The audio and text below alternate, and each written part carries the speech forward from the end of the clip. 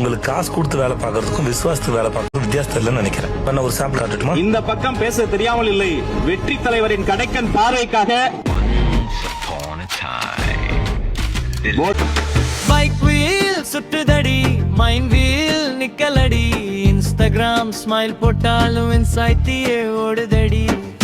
என்னை பொறுத்தவரை நம்மை நிராகரிக்கக்கூடியவர்கள் இருக்க மாட்டார்கள் என்று நான் நினைக்கிறேன்.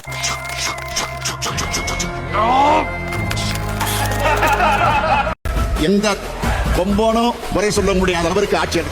நீ ஒரு திருட்டு பயடா, லவடி கேட்பாள். முதலமைச்சர் அவர்களின் அறிவித்தலின்படி தமிழ்நாட்டின் நிதி மேலாண்மை குறித்து வெள்ளை அறிக்கை. 5 ஆண்டு காலப்பகுதியில் மட்டும் தமிழ்நாடு ரூபாய் 4.87 லட்சம் கோடி புதிய கடனை சேர்த்துள்ளது. ஒருத்தங்கிட்ட 40,000 ரூபாய் கேட்டா தானே கிடைக்காது. 40 பேர்கிட்ட 1000 கேட்டா 60 இயர்ஸ் அந்த மொத்த கடனை விட இந்த ஒரே 5 ஆண்டில் சேர்க்கப்பட்ட கடன் அதிகமாக உள்ளது. சாம்பார் ஆப் எனக்கு அவங்க சைடுல ஆகி போச்சுன்னா ஜெயில வந்து பாரு. எங்க சைடுல ஆகி போச்சுன்னா கடையை காலி பண்ணிட்டு ஊரா பக்கம் போயிடணும்.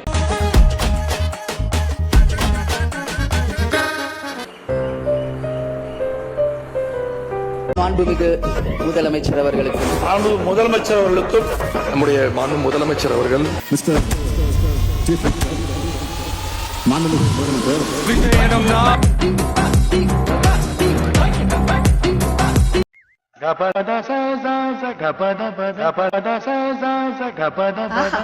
கொள்கை அரசியல்னா இதுதான் கொள்கை அரசியல். சட்டமன்றத்துக்குள்ள இருக்க எம்எல்ஏவும் சரி, வெளியில இருக்க சப்போர்ட்டர்ஸும் சரி, எல்லாத்தையுமே மாக் பண்றதா இவங்களோட கொள்கை அரசியல்.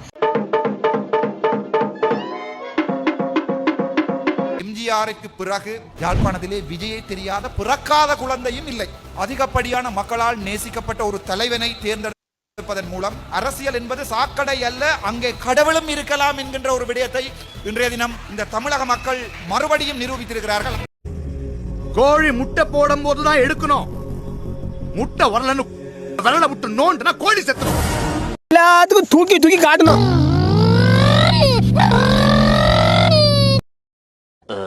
மாநாட்டுக்கு அண்ணன் அழைப்பை எழுதிச்சு என் கைப்பட 2-3 கடிதம். அந்த கடிதங்களை வாங்கி சொந்தக்காரனை புறம் எடு. அப்படியே ஊர்ல 4 பேரை கூப்பிட்டு பஞ்சாயத்து பால்டால் குடிச்சான். ஏன் பஞ்சாயத்து விஷம் குடிச்சிட்டான் அப்படின்னு சொல்லிட்டு ஆஸ்பத்திரி கொண்டு போறதுக்கு ஓடி போய் ஒரு கார் எடுத்துட்டு வா. அரே நீ அப்பா நேத்து தானே பார்த்தேன். பொறுக்கி பய பொறுக்கி. நீ அச்சு டாக் பாத்திருக்கியா? அச்சு டாக் பாத்திருக்கீங்களா? இல்லையாங்க பாத்திருக்கல. அச்சு டாக் ஒரு பக்கம் வை போட்டாவ, அது பக்கத்துல ராஜேந்திர பாலாஜி போட்டாவ வை. அச்சு டாக்கு பிறந்த மாதிரியே இருக்கும். ஒருத்தன் கூட அப்பா தாலுக்கு பிறந்த மாதிரி இருக்கிற மந்திரி ஒருத்தன் கூட கிடையாது. திமுக பேச்சாளர் சிவாஜி கிருஷ்ணமூர்த்தி மீண்டும் கட்சியில் சேர்க்கப்பட்டுள்ளார். வார்த்தை எப்படி வருதோ அதுக்கேற்ற பதில தான் நான் கொடுக்குறேன், தவிர நான் புதுசாக எதுவும் கண்டுபிடிச்சு சொல்றது. நிச்சயமா தலைமையிட்ட கோரிக்கை வச்சு தலைமை சொல்ற இடத்துல தலையே போனாலும் தயங்காம பேசு. அவ்வளவு வெக்கமா இருந்தா எங்கேயாவது போய் விஷத்தை குடிச்சிட்டு செத்து போறோம். இதுக்கு என்ன இது ஒரு பெரிய இது ஒரு பிரச்சனைன்னு பேசிட்டு இது ஒரு கேவலம். அது இங்க பாருங்க, தம்பியை பாருங்க. உதயனா தம்பின்னு சொல்ற தம்பியை வந்து உதயனா தம்பி நீ சொல்றியாடான்னு சொல்லி இவர் அடிச்சிருக்காங்க. எல்லாத்துக்கும் மேல திமுரா தௌலத்தா சொல்றேன். நோ உதயனா தம்பி நானா ஏன் முன்னால அப்பலாம் பேசாதடா நீ. A few moments later. சொல்லு, அசிங்கமா பேசு. அவங்கள மாதிரி கேவலம் பண்ண முடியாது. உன்னோட பிறப்பு அடுத்து வேணாம். எங்க போறேன்? இங்க என்ன சுத்தி நிக்கிறேன்? இந்த மாதிரி நான் பஸ் போறேன் அப்படின்னு சொன்னே அவனே அச்சுல இருந்தா பாத்துக்கோ. சரி ஃபர்ஸ்ட் உன் கையை வெட்டி அவனுக்கு அனுப்புறேன். உனக்கு வாய் ஜாஸ்தி. உனக்கு தள்ளி போச்சா?